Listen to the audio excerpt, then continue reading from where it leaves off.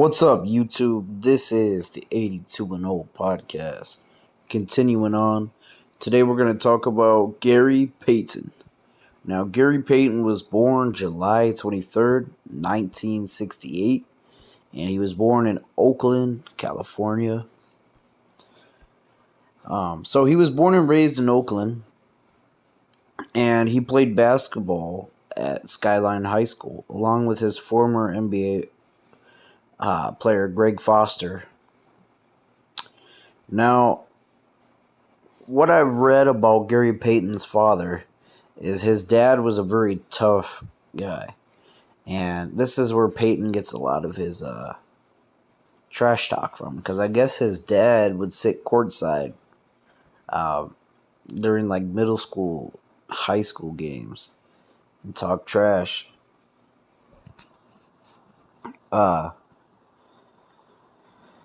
So anyways, in his sophomore year of high school, his grades plummeted and he was declared academically ineligible. His father encouraged him to focus on school, and he was allowed to play again. Throughout his 4-year career at Oregon State, he became one of the most decorated basketball players in school history. During his senior year in 89-90, Payton was featured on the cover story of Sports Illustrated on March 5th as the nation's best college basketball player. He was a consensus All-American three-time All-Pac-10 selection, and both the Pac-10 Defensive Player of the Year and Conference Freshman of the Year. He was the MVP of the Far West Classic Tournament 3 times, the Pac-10 Player of the Week 9 times, and named to the Pac-10's All-Decade team. At the time of his graduation, Payton held the school scoring record in field goals and three-point field goals. He also held the record in assists and steals, all of which he still holds today except for career points.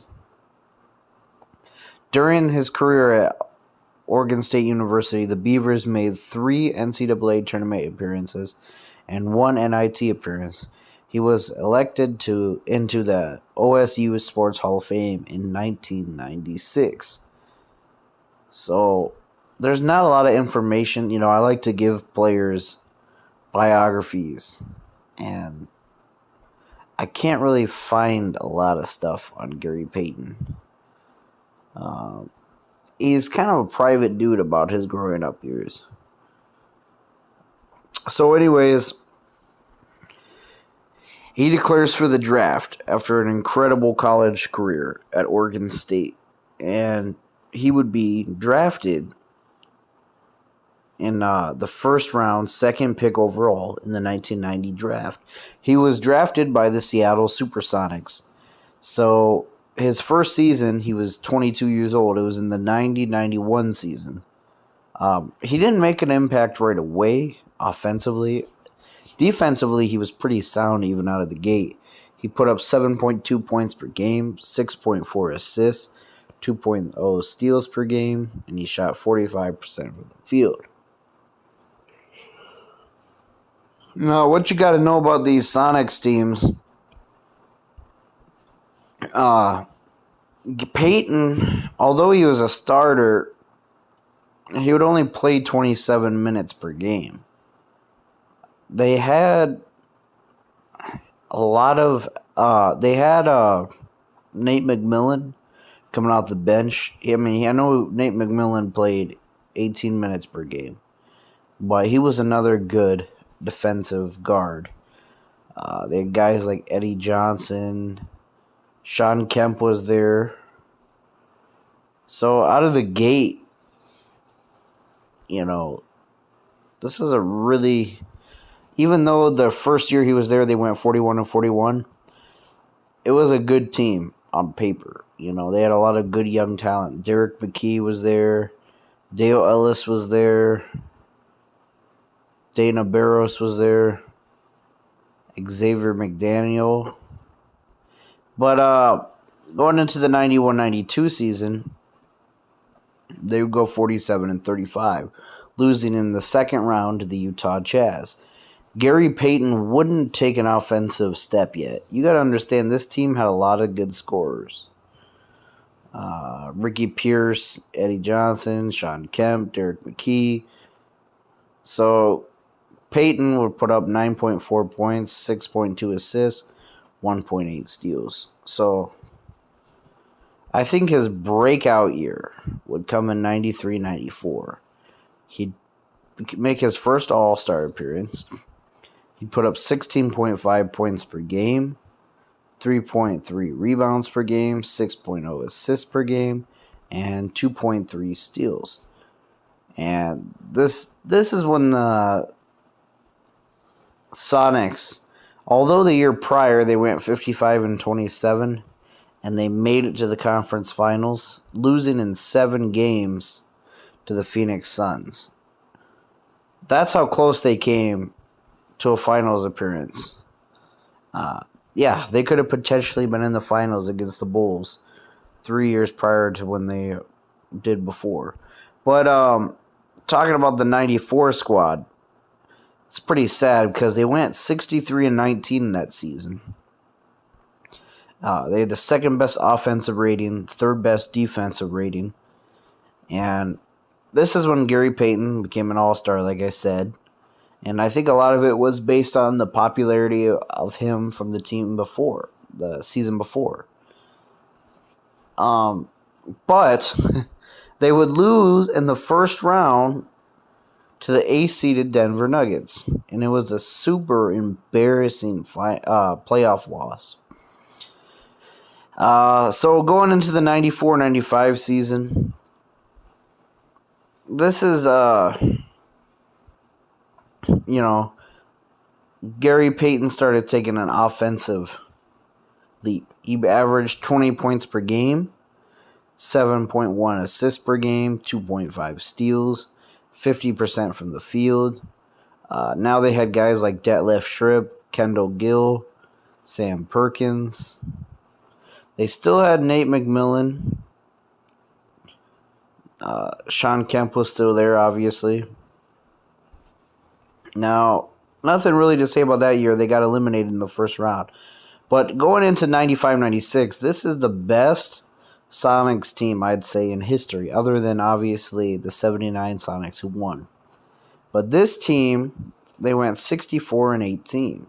They were the second best defensive rated team and the 8th best offensive rated team.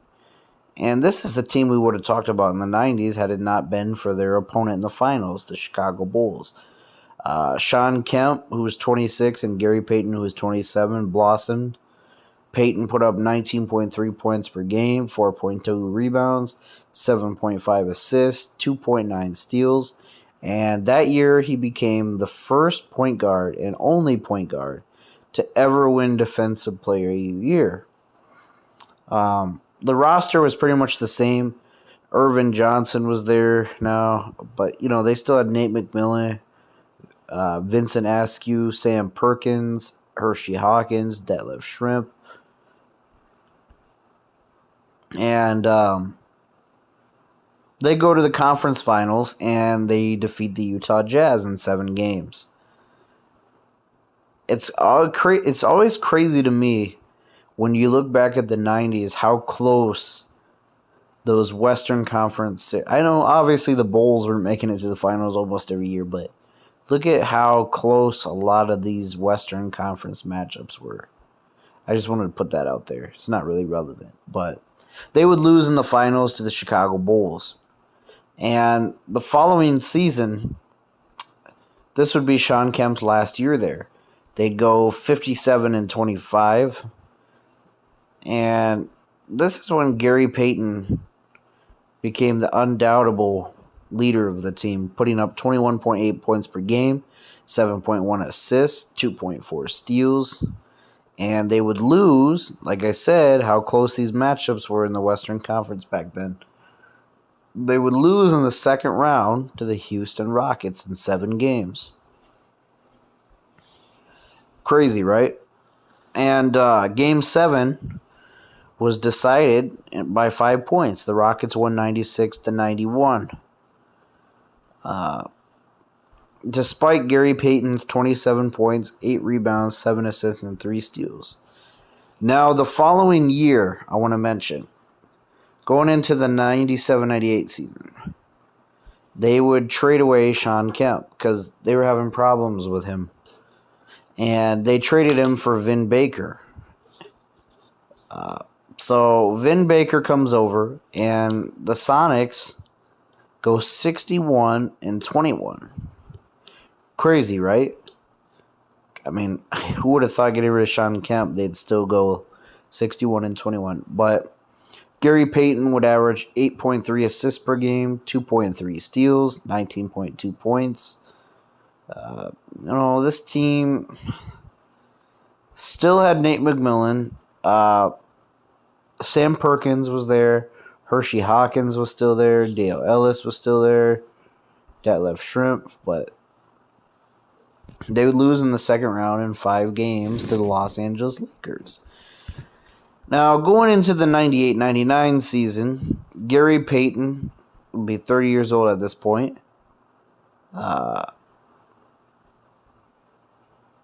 They wouldn't even make the playoffs. And this is when the Sonics, I think, were officially done as far as title contention or just making it the finals contention. But, Gary Payton, to me, was a late bloomer. Now, I know you're going to say he had great years early on. I know, I get it. But hear me out. In 99-2000, he put up 24.2 points per game, almost 25 points. He averaged 6.5 rebounds, which is a lot for a point guard. 8.9 assists per game, 1.9 steals, averaged 44% from the field, and he started improving his outside shot. And he got up to 34% from the three-point line.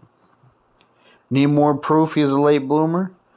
2001, 23 points per game, 8.1 assists per game, 1.6 steals, and 37% from 3 and 45% from the field. 01-02, 22 points per game, 9 assists per game, 1.6 steals, 46% from the field. So this is what I'm saying, right? He's 33 years old, and he was, in my opinion, okay, some people will say Jason Kidd. Some people, I'm trying to remember all the great point guards. Some might say Stephon Marbury or whatever, right? In my opinion, he was the best point guard in the league from 2000 to 2002. And he was 31, 32, and 33 in that era, in those ages. He was 31, 32, 33. Those were his ages in that time period, right? And I wish I could say his team had good success in this era. Like I was telling you about his individual numbers. Although in 99-2000, I'll just kind of go over it fast. They went 45-37, losing in the first round to the Utah Jazz. 2000-2001, they go 44-38, but they missed the playoffs because of how stacked the Western Conference was. 2001-2002, they win 45 games, losing in the first round to the Spurs. And their coach was actually Nate McMillan, which is kind of funny. But, he was able to lead them to being good team, or not necessarily good. They weren't bad teams, but they were in the playoff, like 7th seed, 8th seed, 6th seed, that range, right? Now, the Sonics were going to go into full rebuild at this point. So they ended up trading him on February 20th, 2003 to the Milwaukee Bucks for Ray Allen, Ronald Murray, Kevin Ali, and a 2003 first-round draft pick, which became Luke Ridnour. Now, the thing is, I know a lot of people remember those Sonics teams with Ray Allen and Rashard Lewis. That's a whole point for another day, right? I'm just talking about Gary Payton. So he goes over to Milwaukee, and a lot of people probably don't even know he played for Milwaukee. He was still an all-star. He played 50. I'm just talking about the 02-03 season. He played 52 games for Seattle and 28 for Milwaukee. His Milwaukee numbers were 19.6 points, 7.4 assists, 1.4 steals. Now, in that offseason, right, prior to the 2003-2004 season, he signed a free agent with as a free agent with the Los Angeles Lakers. It was July 16, 2003. And, by this time, he wants to get a championship ring. He's 35 years old at that season. And, he puts up good numbers for playing with a bunch of superstars. He puts up 14.6 points, 4.2 rebounds per game, 5.5 assists per game, 1.2 steals per game. And they lose in the finals to the Detroit Pistons. And if you want to know about that team, go look at my video I did on them. I'm not going to get into it in this video. But it was dysfunctional, and it broke apart. So the Lakers traded him with Rick Fox in a 2006 first-round draft pick, which would later become Rajon Rondo. Isn't that crazy? Rondo could have been drafted by the Lakers. Crazy, right? And they trade him to the Celtics. A lot of people don't know that. For Chucky Atkins, Jermaine Jones, and Chris Mim. I know it's a very lopsided trade, but, they were just trying to get rid of him for cap space. So he's played a season in Boston. People don't know that, I'm sure. He put up 11.3 points per game, 6.1 assists, 1.1 steals. Now, Boston would go 45-37. And they would lose in the first round in 7 games to the Indiana Pacers. Kind of crazy to think that Gary Payton played with Paul Pierce. But anyways, after this, he would go on and sign with the Miami Heat. And actually, I should say he was traded. He was traded with Tom Gugliotta and Michael Stewart in a 2006 first-round draft pick to the Atlanta Hawks, right, for Antonio Walker. And then he was waived by the Hawks and then signed as a free agent with the Boston Celtics. Then he signed as a free agent with the Miami Heat on September 22nd, 2005. I know that's a little confusing, so I'll run it down quick. He was on the Lakers, traded to the Celtics, right? Then he was traded on the Celtics to the Atlanta Hawks, right? Then he was waived by the Hawks. Then he signed as a free agent again with Boston. Then Boston would waive him, or I think he would just finish out the season, I should say. Not necessarily waived. But he would sign with the Miami Heat. I know, it's confusing. But anyways, he was officially a Hawk. Isn't that crazy? I mean, he never played a game with the Atlanta Hawks. But he would play 2 seasons with Miami. And when he played on Miami in the 2005-2006 season, they would win a championship that year. Gary Payton, Shaquille O'Neal, Dwayne Wade, Udonis Haslem, Alonzo Mourning was on that team. Antonio Walker was on that team. So the Heat win their first championship. And Gary Payton's now a champion. And he would play one more year there, but he was kind of injured that year. He only played 68 games, and that would be his final year.